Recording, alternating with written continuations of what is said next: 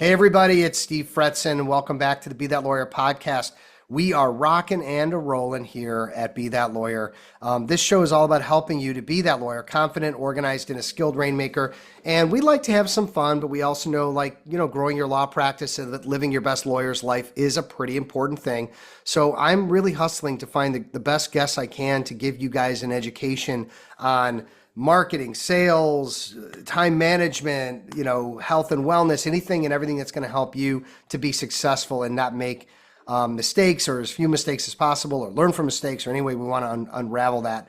And today is no different. We got Ben waiting in the wings. How's it going, my friend?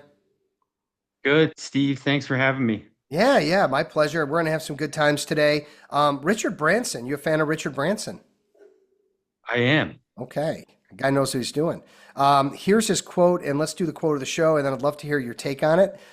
It's train people well enough so they can leave, treat them well enough so that they don't want to. So welcome to the show, and tell us a little bit about why that is your quote of the show. Well, I think if you treat your employees well, they're going to treat the clients well, and the clients are going to stay with you for a long time, and they're going to tell all their friends about you. So then you'll get more clients organically through that. Yeah. So that's kind of the idea behind that quote. I think a lot of law firms are frustrated because it's like they feel like they've trained their people, they've given them like every advantage, and then they leave and they take it personally, right? And I think we've got to understand, people have, they have places they want to go and things they want to do and things they want to accomplish. It's not always a straight line where they just stay with you for 30 years. I don't know how many lawyers can say they've stayed at the same place for 30 years anymore. Yeah, I've had really, really good employees leave that I didn't want to leave. And they got opportunities that they couldn't pass up. And Yeah. that's the way it goes. And if you're not hiring people that are getting other offers, then I think you might be hiring the wrong people. Yeah.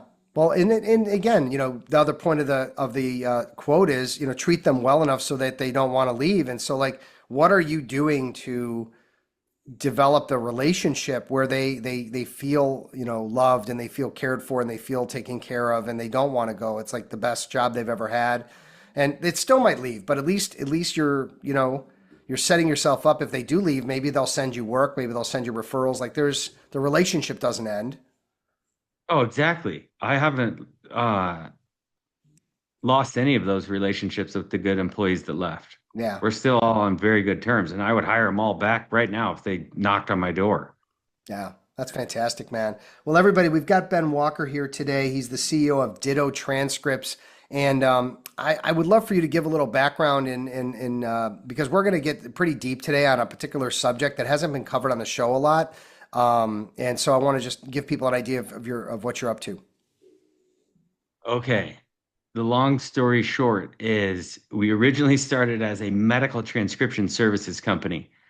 And due to some technological changes in the medical industry, doctors now point and click. They don't dictate like they used to. So toward the third or fourth year of doing that medical transcription, we were getting calls from law enforcement agencies and law firms, and they would ask us to transcribe for them, and we would tell them no. And me and my old office manager started looking into the legal transcription industry and law enforcement transcription industry and found this other universe that we didn't know existed. So we started to add legal, law enforcement, academic, financial, and general business transcription services to our offerings to offset the losses we were getting from the doctors doing their own point and click and voice recognition transcription. And we ended up with Ditto transcripts. And now we offer, like I said, all those other services, including to government entities, which we weren't doing before either. We were all private practice and health systems. Got it. Got it. Okay. And so I know we're going to talk a lot today about proposals, RFPs, dealing with government. There's a depth of knowledge that you have. How does that play into it? Knowing a lot about that subject. Well, knowing how to speak to them and speak their language, procurement language, or say to a law enforcement agency, knowing what they're talking about when they use their acronyms and their terms so they feel comfortable knowing that you know what you're talking about and you're somewhat of a subject matter expert in their industry. Mm. Yeah, they care So, about that. They don't want not looking for generalists. Hey everybody, do you ever wonder why top executives and athletes are so successful? It's typically because they have a coach, someone that is looking at them from the outside to identify their gaps, identify their potential. That's what I do. I'm Steve Fretzin, and I'm here to help you be that lawyer. If you're interested in a free consultation, click the link below and we'll get together and we'll identify where you can make improvements to be that lawyer. yeah, and when you're talking to, let's say, a procurement person with the state of Minnesota, and they're speaking quickly and they're saying things about procurement, and you're sitting there going, I don't know what you're talking about. I'm not sure what you mean. They can get frustrated and they don't necessarily have the time to teach you. So knowing it ahead of time helps tremendously. Yeah. Or record the Zoom so at least you can play it back and figure out what the heck was going on. Um, But one of the things that I remember when I was coming up in sales would be when buyers would say, "This sounds great, Steve. Send me something," and they were looking for send me a proposal or send me information. And I was taught sort of at an early, as a young buck coming up in sales that was the kiss of death. Like that was basically a blow off move. And I agree with that to this day that, if I say to someone, this sounds really interesting, Ben, send me some information. I'm not going to call you back. I'm looking to get out of the call and trying to get away. And that's just in one of half a dozen ways that we try to get out of stuff. Um, but what's your take on, people that are looking for free advice and free information in the form of proposals or RFPs? Well, I've helped a bunch of people learn about it because they asked. And I know that there are other business owners who I've met through different groups or whatever. Um, there are also free resources in most major cities that the federal government or Small Business Administration funds, and they put on classes so you can learn about the RFP process from beginning to end. And that's what me and my old office manager did. Oh man, I bet it was 12 years ago now. We were going to those classes at a building in Aurora, Colorado, which is next to Denver, where this particular office is. And all the classes are free. And follow-ups with them are free. You can email or call them, and they're more than happy to walk you through all of it, any of it. And Hmm. they have unbelievably good resources online. Okay. So let me ask you this question. There's two sides to every coin, right? There's the law firms that, or I'm sorry, the companies that are asking law firms and lawyers for RFPs. And then there are the lawyers who are trying to make a decision about how to invest their time in doing RFPs or not doing RFPs. Can you demystify what's going on the government or corporate level when they ask for RFPs? Like what are they trying to accomplish as organizations? They're more than likely trying to fill a quota. They might require three, four, five proposal responses to Hmm. meet their internal requirements. Uh, we use a go, no go. So when we get notifications for RFPs, we read them quickly and we judge almost immediately whether we're a good fit or not. So that's the go, no go sheet. And it's pretty basic. Like, can we provide the service they're asking for? Are they willing to pay what we charge? Are they considering foreign competition? Things like that. Hmm. And if we don't answer yes to everything, then we don't reply. We move on to the next one. Okay. So there's blind RFPs, right, where they say these are the requirements that we need for this job, and they need 3 to 5 of those to meet a quota. I get it, and they're not allowing anyone to call them, talk with them, ask questions, or are they? It depends. That's a Most of very them wait a will second, not. stop. That's a very lawyerly answer you gave there. Yeah. Well, I almost went to law school. There you go. It depends on the actual RFP. or the corporation that is requiring it, if Mm-hmm. they won't allow question and answer, we oftentimes will not respond Okay. because we don't want to spend all that time on an RFP response and then you get, removed from consideration because you're not in California or, something trivial that you could have found out. If they do require or allow question and answer, we always ask five basic questions like, are you considering foreign competition? Are you going to use AI? Things like that. And if they answer positively for us, then we will respond because we know it's a good fit and we have a good chance of getting the award. If you're a rainmaker and you're feeling like you're on an island, you don't have anyone to share your ideas with, solve problems with, you're going to want to check out my Rainmaker Roundtables. Click the link below and learn more. So four. All right. So you said five, and then you gave me two. So I'm going to push you for the others if possible. So you're going to ask about foreign competition. You're going to ask, and when you say AI, how do you mean? Like, can you create your fill out the RFP using AI? How do you mean? What's the question there that you're trying to get answered? AI to do the transcription. Okay, yeah, to do the transcription. Okay, so this is in your specific space. What other Yes. questions would you ask? Who they're using now, Okay, how much they're charging, and if they're happy with okay, their current vendor. okay. And Because this if is they're done through, is happy, this done through an email or is this done through a phone call? How is this laid out? it's all through email. So there's a Okay, digital record of everything. okay, And they will respond to your email confirming receipt of your questions. And questions are all due by, say, May 27th from everyone interested. So on May 28th, they'll more than likely post the answers to all of the questions from everyone. okay. So there's RFPs that are 100% blind where they're not going to respond. They just send in and we'll deal with you if we deal with you. Then there's RFPs that come in where they allow a certain period of time for questions to be asked, and that those are the ones Yes, that you'll engage in. yes. Okay. And then have you, And yes, keep going. Sorry.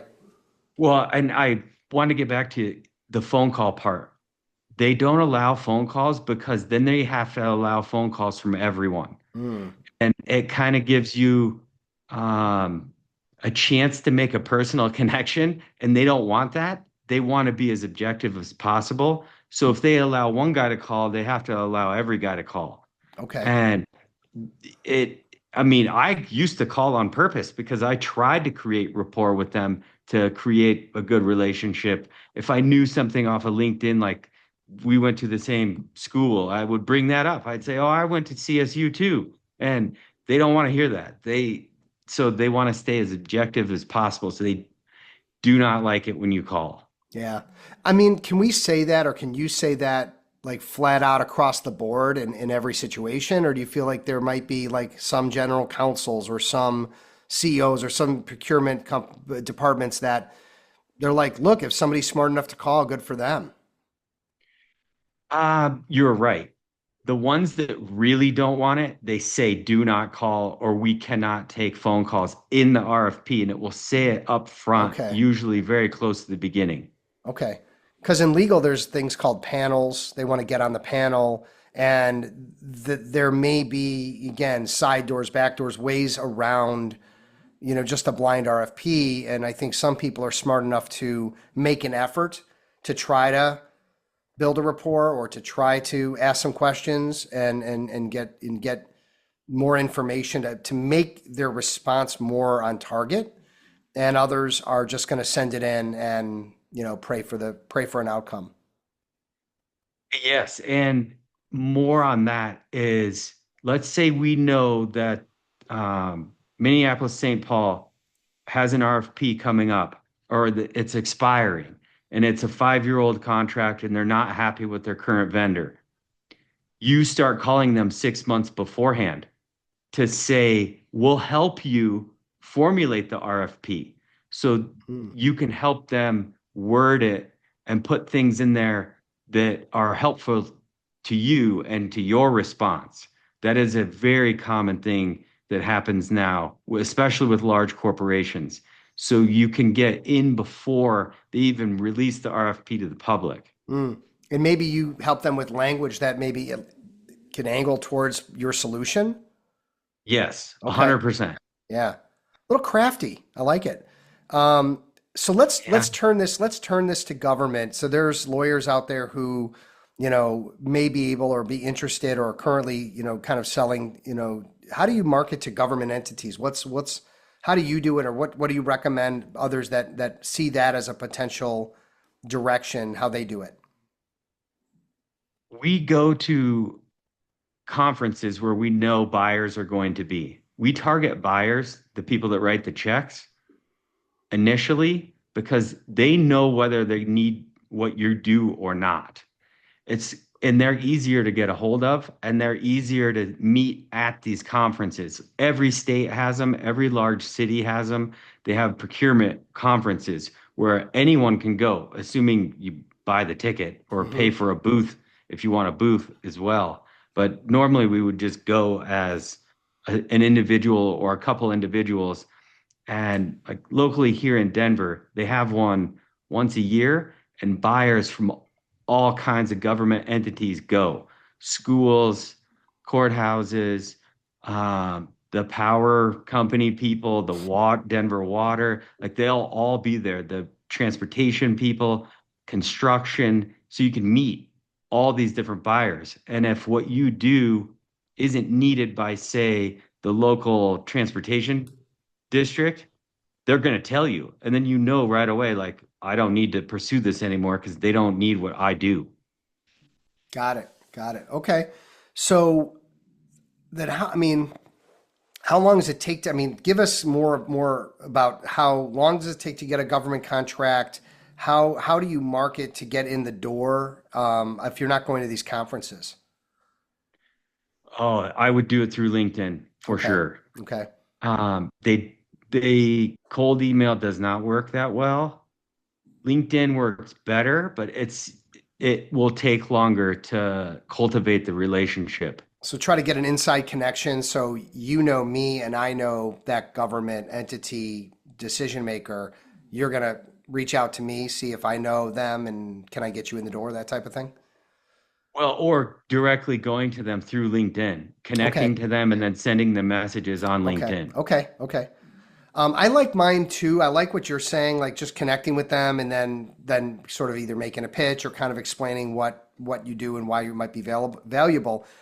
I teach my clients on a pretty regular basis, like find the government entity or find the company that you want to get into, see who's employed there and find that second degree connection, who you have in common, and then call that person, say, hey, John, I see you know Ben, and that's someone I'm interested in talking to. How well do you know Ben? You don't know Ben. Okay, then maybe I try someone else. Or yeah, we went to Colorado State together and we're good buddies, and boy, can I tell you some stories. Great. And can you, and yeah, do you think you'd be open to meeting with me if you said some kind words, or if maybe the three of us go out for lunch or whatever it might be? That to me, I think for most attorneys is going to hit the mark in a much more attractive and I think productive way. 100%. And I agree with you. That is a better approach than the blind LinkedIn. I didn't know anyone in government, so I couldn't do that yet. Now Yeah. I can do what you're talking about. But before, I didn't know anyone in government. When we started working with government entities, it was uh, uphill climb for sure. Yeah. Okay. Um, well, very cool. So let's sort of wrap this up and put a bow around it. There are lawyers that are interested in getting on panels, getting responding to RFPs. We've discussed some strategies for sort of qualifying whether people should take their time. Are there other considerations? For example, like it could take 3 weeks to complete the RFP, and that's going to take you out of the game for 3 weeks to do it. Or if you have a team, don't have a team. Like, what are some other additional considerations whether people should respond, and if so, what would be like the reasons why not? I would definitely customize every RFP response to the government entity or corporation that you're dealing with. Don't just use a cookie cutter. We use the same response for everyone. you tailor it to their needs and use their language. So you read the RFP and you mimic how they write. Mm, So it's a form of flattery and use their language, use their acronyms. And if you don't know what they mean, look them up. Um, it will take time, depending on how long the RFP is. Some of them are really long and take days or weeks, and some of them are really short and can take 2 days. And you've spent 2 days, you're out of the game for a couple days. But if you did the go, no go, and it's a good fit, it will be worth it. yeah. If there are opportunities to volunteer with those government entities and those people, do that first also to get the rapport. Because if you don't have past performance or you can't relate your past performance to what they're looking for, they kind of look past you to someone who does have that experience. So, doing a good job of relating what you've done in the past to what they're looking for, that takes practice. And well, I mean, most lawyers can write very well, so they can make the correlation. If you have hard time doing that, though, that's where the volunteering comes in to do stuff for free so that when it is time for them to do the RFP and to get paid, they're going to know that you know how to do it. Mm, yeah. I love that. I love that. Let's take a few minutes. I wanna talk a little bit about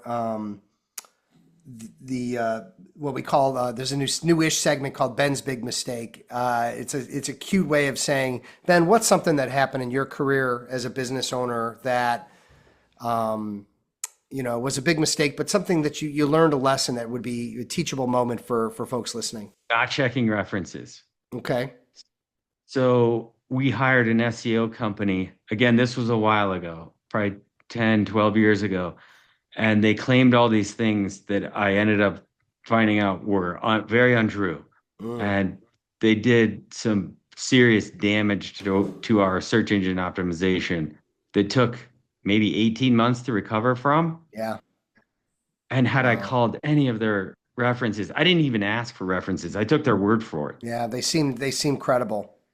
Yes. Yeah. Yeah. I had a similar one where I met with the guy. I said, the most important thing I'm trying to accomplish is lead conversions. They come to the site. How do we get someone from the site to an appointment so that we can at least meet and have a conversation? And this guy talked, this, that, and the other.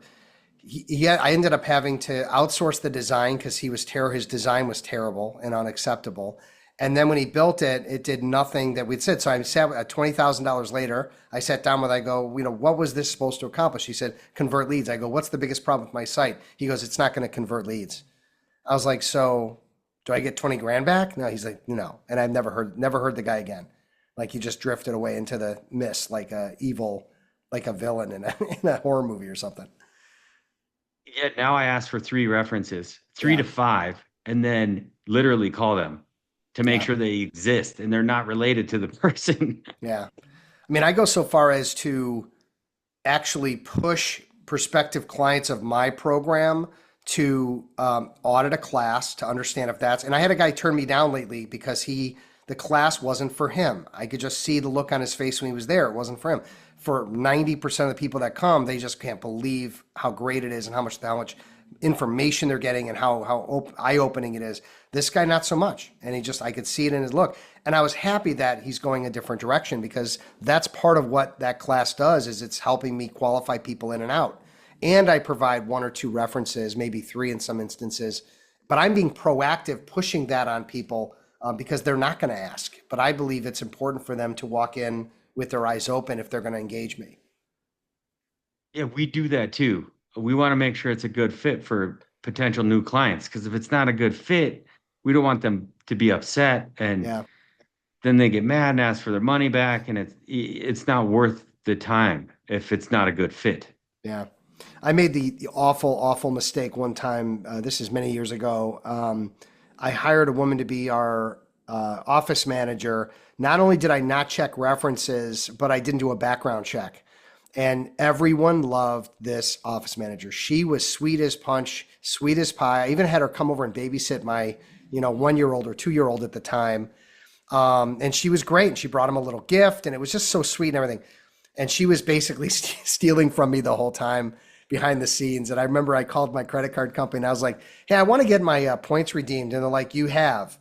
I was like, "Come again?" And that's how I found out that she had not only been stealing directly off the company credit card, but she had used all my points and everything. So it was a big, she ended up doing like a year in Cook County Jail. And for those who know Cook County Jail in Chicagoland, holy mackerel, that is not where you want to be. But she had a whole story of she was my girlfriend and I was trying to treat her to nice things. And like, oh my God, she was pregnant with my baby. I mean, it was quite an ordeal, quite an ordeal. So everybody sharing a little personal. But what's the takeaway, right? Check references, background checks, and those are the kinds of mistakes you make once, I think, in your career lifetime. Hopefully, same thing with SEO. Yes. We now require fingerprint background checks Mm, that are run through the Colorado Bureau of Investigation, and they'll do it for, folks that live in other states. yeah, So, yeah, all our people are now fingerprinted and we ask for references and we check them. yeah, Yeah. yeah. Good stuff. Good stuff. Well, let's wrap things up with thanking our sponsors. Of course, we've got PIMCon coming up in October for those personal injuries looking for a first class experience, and of course the Law Her podcast. Check out Sonia. If you haven't heard, I'm sure you have, but if you haven't, we've got Be That Lawyer, 101 Top Rainmaker Secrets to Growing a Successful Law Practice, #1 on Amazon in a bunch of legal marketing categories. 41 5-star reviews, and it is yours for the low price of whatever it is on Amazon right now. But everyone's saying great things about it. I personally think if you want to make it rain, or if you're an existing rainmaker, to have 101 rainmakers basically sharing their best advice with you in one book, not a bad read, not a bad investment. So, hey Ben, if people want to check you out, they want to, first of all, tell us more about the Ditto transcripts. Tell us what you do and how you do it and why you're different, better than anyone else, and then we'll give out your digits. Okay. Ah, like I said earlier, we do legal, law enforcement, medical, financial, academic transcription services. What makes us different is that we answer the phone between 8 and 5 every day, and we return emails before the end of the day. We certify our transcripts so we can be called to court to testify to the authenticity. And if there was an issue on, I think they said this, you typed this, the transcriptionist can say, this is what I heard, this is why I typed it. Many of our competitors don't certify their transcripts because they're using foreigners to do it, or they're using AI, and the AI systems have no reason or capability to certify their transcripts. Like Google AI is not going to certify legal transcripts that are going Right, to be used in court. right. Yeah, Yeah, that's the human touch is what we tell our potential clients is yeah. how we're different. Okay. And if people want to get in touch with you to learn more about Ditto transcripts, they want to work with you, figure out, maybe ask some questions about RFPs and dealing with the government. In fact, I've got a government contracts attorney. Hey, Aaron, and I want to make an introduction for you because I think you two would hit it off as well. Maybe some mutual benefit there. But yeah, how do people get in touch with you? At dittotranscripts.com. Okay. And if they fill out the contact us form, I get a copy of it as well as a couple other people in the office, so I'll see it. Okay. I'm making They the can check. also call. Our phone number's on the website, 720-287-3710. Okay. I'm usually here. Okay. Well, listen, man, I appreciate you coming on the show. I mean, this is a topic that I think is a bit of a needs some demystification. Like people don't really know with RFPs, with panels, with government, like what to do, how to do, like just the fact that you're giving out, ideas and questions to ask, or when to know that it's a go or no go. Like these are things I think that are important for people, whether they're in that space or not. It might come across their desk at some point. So thanks, man. Thanks for being on the show and sharing your wisdom with my audience. You're welcome, Steve. Thanks for having me. Yeah, and hang out for a second. Let me wrap things up and let you know, everybody, that I've enjoyed chatting with Ben, and hopefully you guys have too. If you're interested in, again, more Be That Lawyer stuff, we've got a YouTube channel under Steve Fretzin. You can check out the book, and I also write for Above the Law. If you go to Above the Law in their little open search section, just type in Steve Fretzin. You'll see my articles and things I've posted up there for the last 6 to 8 months or so. And listen, guys, keep listening to the show. Let other people know about it. We want you to be that lawyer, confident, organized, and a skilled rainmaker. Take care, be safe, be well. We'll talk again soon. Are you ever curious what's really holding you back in business development? Sometimes it's hard to see the label from the inside of the bottle. I'm Steve Fretzin, and I can help you grow your book of business. Get a 30-minute free consultation with me. We'll identify gaps, identify your potential, and let's take it to the next level so you can be that lawyer. Click the link below for a free consultation.